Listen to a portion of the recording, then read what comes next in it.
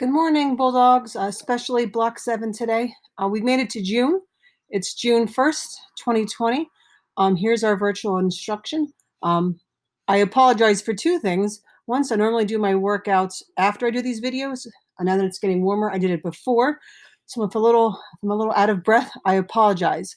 The second thing I apologize for is that I've been promising you like a new video format.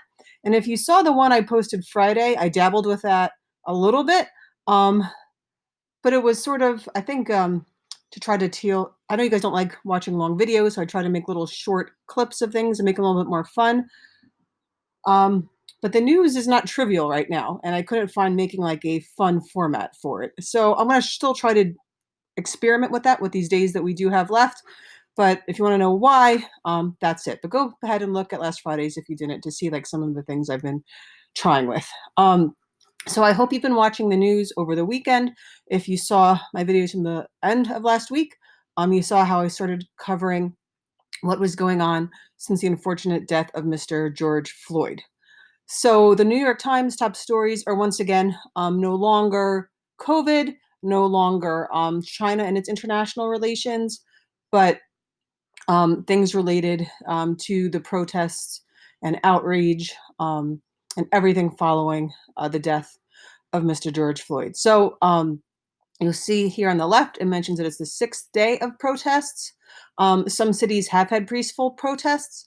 Some have started peaceful, but then have turned more violent as night falls. The White House, it mentions here, went dark, meaning literal and figurative. Like, I think, was it Friday night? They literally had the president down under a bunker in the White House as protesters got close. But it also means, if you look right above me, that the president hasn't had much of a response. You saw I mentioned at the end of the last week, he had some tweets. If the looting starts, the shooting starts, references like that. Some people are asking him, like, hey, it's time to give a speech. It's time to address the nation. And he hasn't really done so.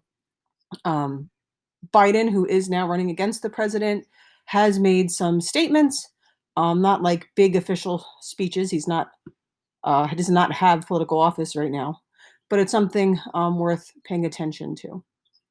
So it mentions here that the New York Times had reporters on dozens of cities across the country and reports what went on each one. Each city carried things very differently. I've been talking to my friends from St. Louis, from people who live in some southern states. I've been closely following a Twitter friend who does live in Minneapolis and reporting him. So if you want to follow his Twitter account, let me know. I can share it on our Google Classroom or something like that. So this picture here is actually from New York City. It's from Manhattan. You see the article above says protesters threw glass bottles and trash at the police while large groups of officers charged down streets. I do have a former classmate of mine. My father was a police officer before he was a teacher, and his father was also were at the same time. So we were both like cop kids. And he's now a New York City police officer. And we have not heard from him from a few days, just imagining that they're so busy with what's going on. So before I do jump to the BBC, I urge you to please follow the news right now. This is an article from Ferguson, Missouri, not very far from St. Louis. Ferguson is also a city that did experience the death of an African American at the hand of a police officer not too many years ago. Okay, I wish we were in school right now. This is the time we need to have class discussions. We need to explain, what is this anger? What is this sadness that people are experiencing to create these protests? How does the stress of being on lockdown and maybe losing jobs, maybe losing loved ones from COVID, multiply these feelings, right? We need to talk to each other in order to ever end all these unfortunate results from racist attitudes. We need to talk to each other and trust each other and not fear people because they're different. There's no way I can really mimic that kind of class discussion online. And I really, I'm upset that we're doing this virtually when we have so much to discuss. So I know we only have a few lessons left, and it's important that we finish the world wars and get to the Holocaust and get to these important things. But for next class, I'm going to try to find a way to bring this into our lesson. Um, and in the meantime, if you guys have any ideas of something you'd like to do as a class, something you'd like to do um, before the year ends out regarding this stuff, I am all ears. We have important lessons to cover still with little time, but what is more important than understanding and reflecting on what we're living through today and how it is a result of what we're learning about in history? So I wanted to take a few minutes to tell that to you guys. I also want to show that as much as the news is focusing on the protests and the looting and the fires, there have been examples of peaceful protests that unfortunately usually don't get as much news coverage. It's not as flashy. So if you listen to my other videos or my stories in class, you do know that I do have a law enforcement family. I don't like try to hide that. But my sister, who is not a white person, is also a police officer. She's now a detective. She's in Camden, and she's been there for years. And their police force has done something the past few years called community policing, where they try to really interact with the community and bond with the community and do activities with the community, from fun things like, hey kids, here's ice cream, to things like helping families with car seat checks to make sure they're in correctly, all sorts of things.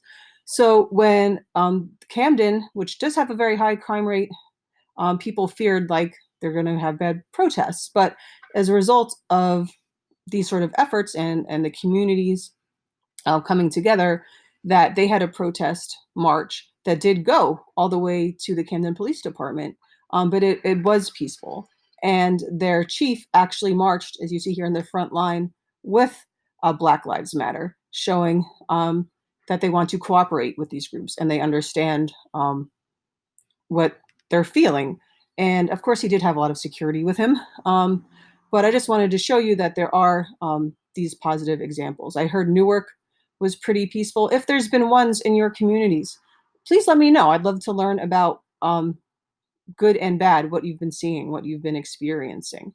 Um, and you see there's this tweet here, and also the governor retweeted it to show that, this is a good example, right? This is how we solve problems, by coming together. So the BBC also has this as their main story. Violence erupts across U.S. on sixth day of protest. You can see there's a quick video there. There was a protest in Kentucky where a man died. I do not know much about that, so I do need to learn about that today. Why was Trump taken into the bunker? Floyd's family saying George would not want this violence to occur. Let's find a way to be peaceful and productive. You see an NYPD cop car on fire.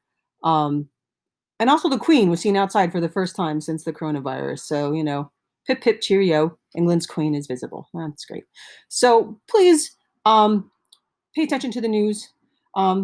Even if there's a lot better news than, say, like Snapchat news, but if whatever you're on social media, at least try to find out what's going on. Listen to the voices.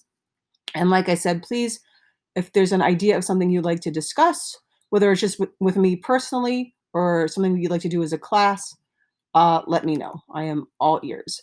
I do want to quickly cover something for on this day, as we do start World War I today. I said I was going to put something up for your timelines. I will have that up. It's going to be simple, so don't be like stressing out about it, as long as you've been keeping these timelines. So the Battle of Belleau Wood, a very famous World War I battle. Even Garth Brooks made a song about it years ago. So this is when the Allies were engaging German forces. And with World War I, you'll see it's a lot about just trying to hold a line. Maybe try to push the line on this side, push the line on this side, right? Right? You want to gain more land. And it was very difficult in World War I because of trench warfare, which you're going to learn about shortly. So Pershing is our famous American general. Was one of the people who led it. It was near the Marne, which is a river in France.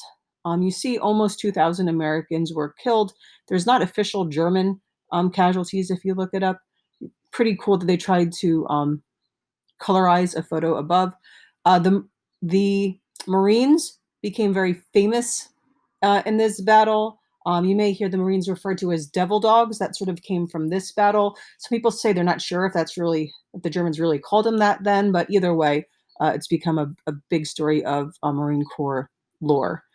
So 102 years ago today.